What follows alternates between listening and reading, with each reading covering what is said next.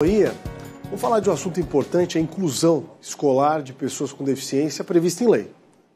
Muitas instituições deram grandes passos e são referência no assunto. Infelizmente, essa não é a realidade de todos. Aqui na capital, alunos autistas ainda enfrentam muitos obstáculos para terem acesso à educação adaptada. Vamos ver como é que está essa história.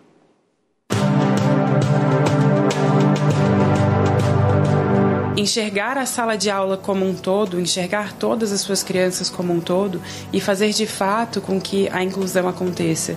Porque não é só inserir ele dentro de uma sala de aula, não é só inserir ele na aula de educação física, ele tem que estar de fato incluso naquilo ali. Pode parecer uma diferenciação simples na teoria, mas na prática, familiares de crianças como Augusto e Otávio sentem na pele os obstáculos. Os dois pequenos são autistas e têm sofrido com a falta de apoio na hora de ir para a escola. A Lei Brasileira de Inclusão da Pessoa com Deficiência garante que instituições públicas e privadas se adaptem para serem inclusivas aos alunos neurodiversos ou com algum tipo de deficiência. Ele tem direito a um profissional de apoio escolar, sendo que esse profissional de apoio é preferencialmente que seja formado em pedagogia e tenha uma especialização em educação inclusiva. Ao plano educacional individualizado, o que ele vai demonstrar? Ele vai demonstrar as demandas de suporte dessa criança. Então, se precisa um material adaptado, como vai ser adaptado esse material? Mas, na prática, não é bem assim. A Franciane, mãe do Augusto, conta que o filho tem sofrido bastante com a falta de uma educação individualizada. Ele estuda no Instituto Estadual, em Florianópolis. Até tem algum tipo de supervisão, mas a professora de apoio muda constantemente. Foram 4 substituições só neste ano. A criança, ela precisa criar um vínculo com o profissional que está ali com ela. Isso é o mais importante de tudo, porque quando a criança cria um vínculo com o profissional que está ali, ela consegue criar essa confiança e ela tem naquele profissional um suporte, porque para tudo que ela precisa e que ela talvez não consiga se comunicar com outra pessoa dentro daquele ambiente, ela vai confiar naquele profissional. A Rede Estadual de Educação em Santa Catarina tem registrados em folha 132 professores de apoio efetivos e 7.251 ACTs, ou seja, contratados em caráter temporário.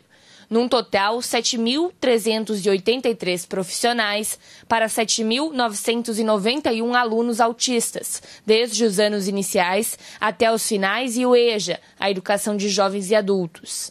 Segundo a Secretaria de Educação, a conta bate, já que um professor de apoio pode trabalhar com mais de uma criança ao mesmo tempo. Para a Franciane, a reclamação, na verdade, é sobre a rotatividade destes profissionais. Não é estar só dentro de uma sala de aula e quando você vê que aquilo não é para você, simplesmente se desligar e pedir para sair.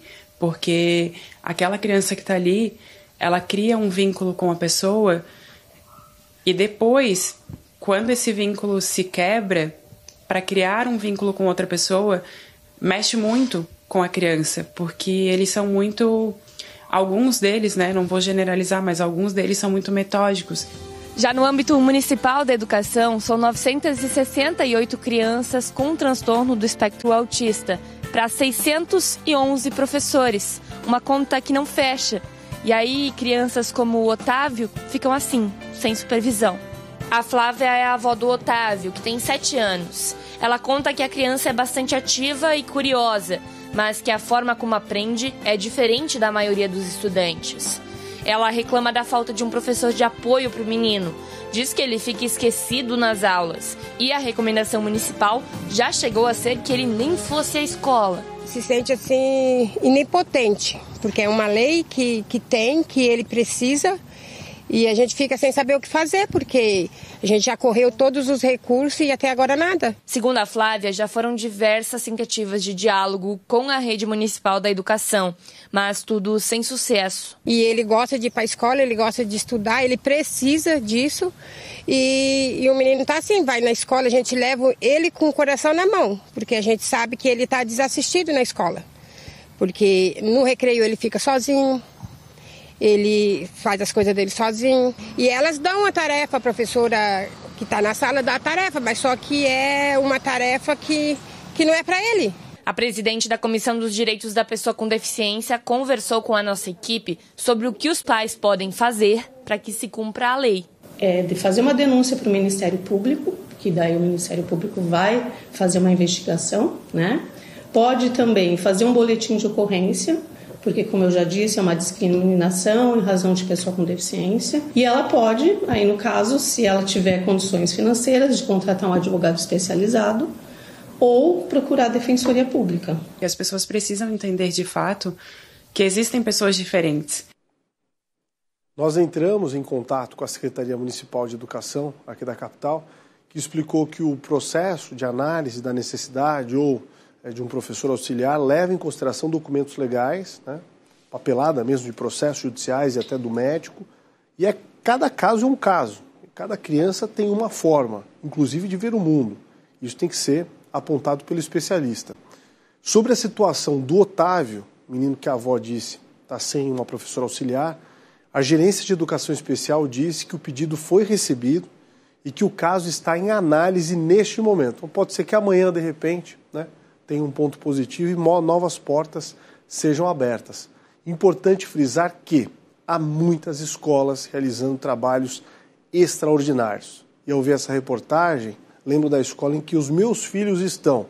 Professores incríveis, um acolhimento espetacular. Me sinto privilegiado demais de poder ter condições de dar a eles isso, né? E da escola e de profissionais tão capacitados estarem realizando também trabalhos incríveis em centenas de escolas catarinenses, tá?